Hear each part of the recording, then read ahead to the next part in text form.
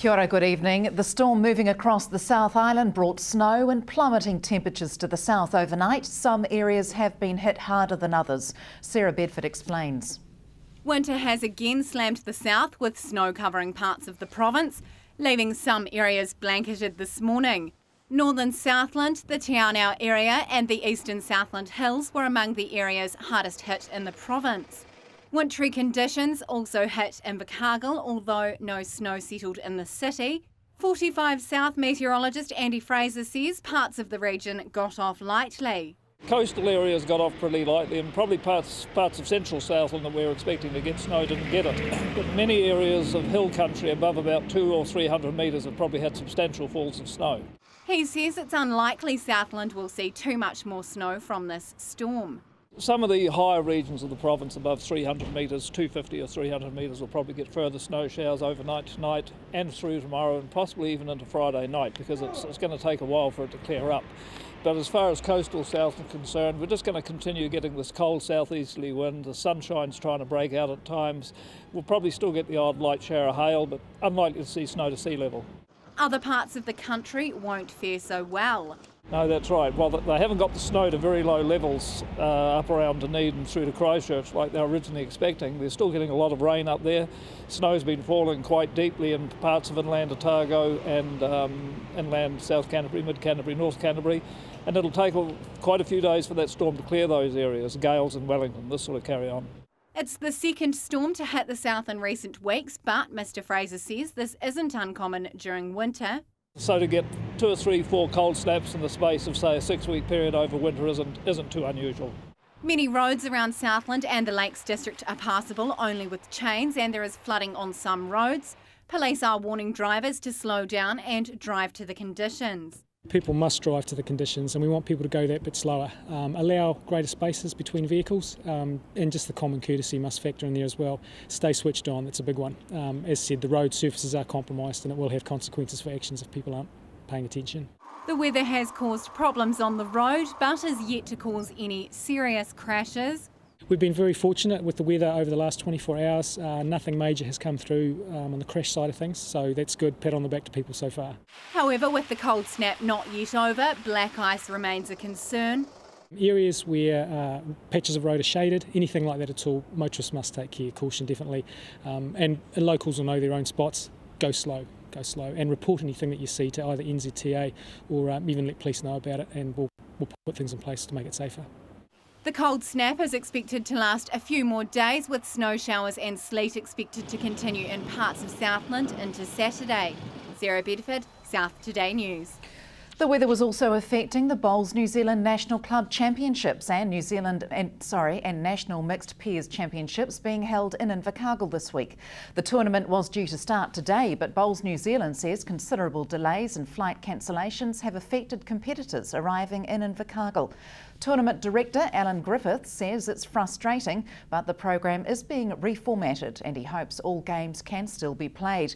It's the second consecutive year Southland's hosted the tournament at the Waverley Bowling Club, with some competitors using the opportunity to practice today. Bowlers are competing across 5 events. And the weather is also hampering the bluff oyster industry, with fishers unlikely to get boats out again until early next week. Barnes oyster manager Graham Wright says it's not unusual for a stretch of bad weather to affect the industry.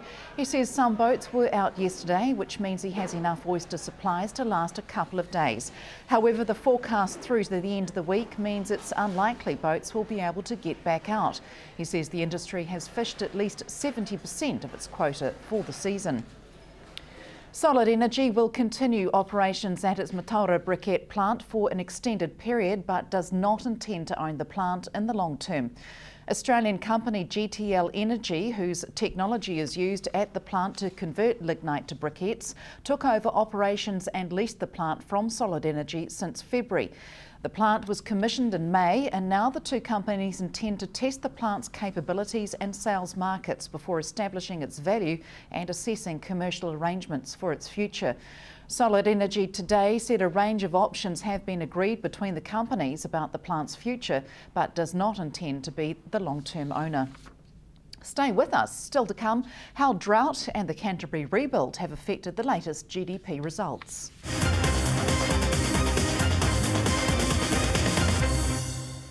Welcome back. New Zealand's gross domestic product rose a modest 0.3% in the March 2013 quarter, according to Statistics New Zealand. Drought conditions causing lower milk production and higher slaughter numbers weakened GDP, with agriculture falling 4.7%, with dairy herds being dried off early. Information technology also fell just over 3% due to a decline in call minutes over the quarter.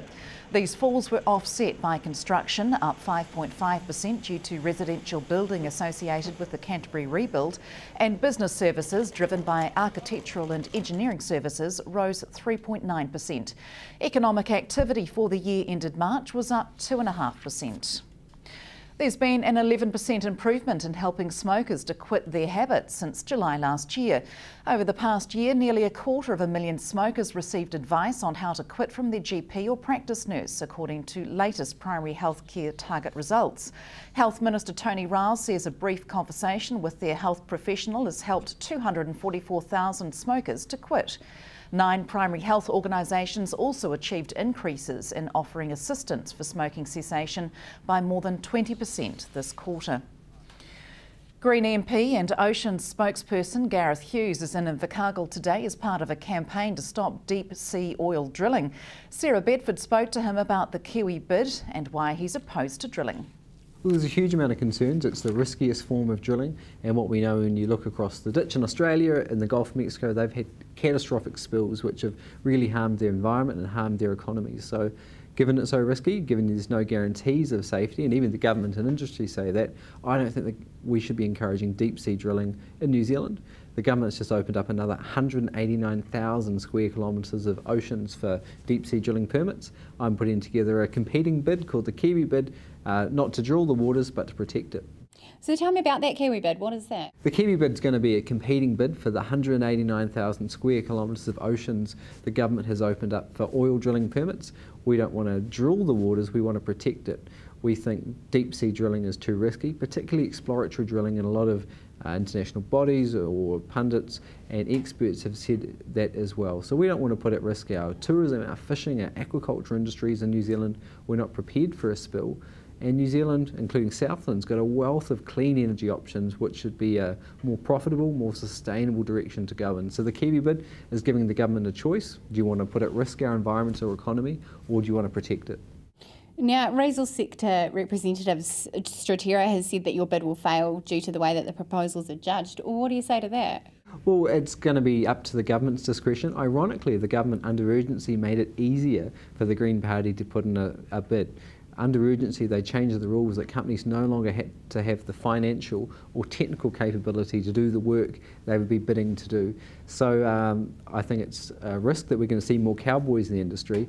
So we're giving the government a real option. I don't believe the government, given their track record, will give the bid to the Green Party.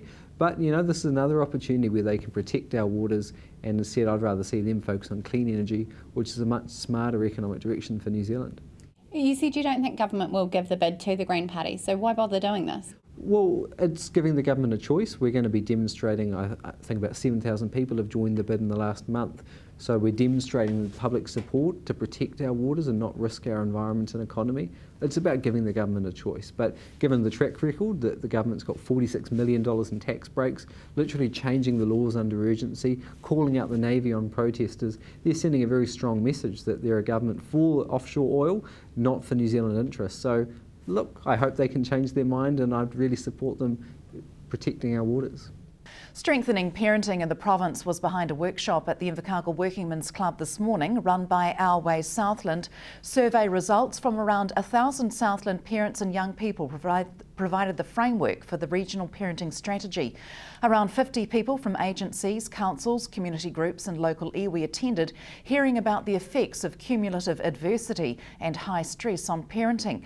Projects including a database to capture all parenting support groups and services and a 1,000-day trust to provide support for parents under 3 were discussed.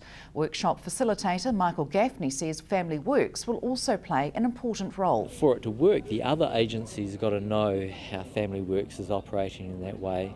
And as Family Works work it out, other agencies can then say, well, we'd like to do that as well, in terms of the way that you interact with families, work out what they need, and then find the right services to put around them. Is it duplicating services though? It could be considered duplication, but often when you actually look into the finer detail, what one group is offering as a parenting program is different from another. So one might be short term, once a week, one might be home visiting over the longer 3 or 4 months, and you say, well, which one's best? And it's often that matching process where the better that you know a family, the better you're able to match what they require. Now, it might be that there's a duplication, but once you start to scratch the surface, you realise that it's not. So the question is, also, does one agency provide all of those services? That's probably, if you look at history, that's not the way it's worked, and it would be quite a challenge to draw that in. So one of the issues is people's understanding of duplication. Is that a duplication, or is it actually something quite different? And also, is it good for people to have a choice? Sometimes families may have gone through a process where they've burned a few bridges, and so if it's not going to work, that relationship, which is often what it comes down to, is there a person in that service I can work with and trust to help me go the next step with my child or my children? And that's all from us this Thursday. Next on Sport, Martin Crowe on his new book. From the news team, good night.